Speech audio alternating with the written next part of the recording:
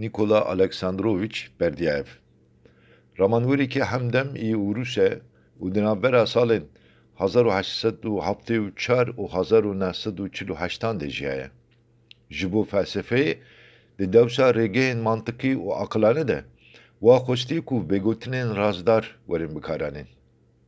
Di gor bîr û baweriya Nikola, heqîqet ne hilberên lêkolînên aqilane ne, hilberên cîhanê giyanî a raserin û mirov jî para xwe jê digirin.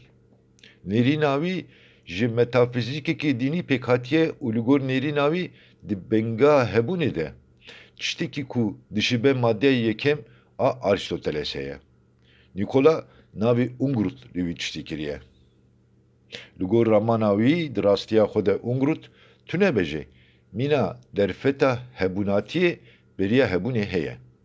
Lêbelê hebûnatiya aktûel ne kaosekê kifşe û divê tevgerekê afirandêr a ku derfeta xweverû destnîşan dike jî hebe. Li gor nêrîna Nikola divê ev yek jî tevgera Xwedê be.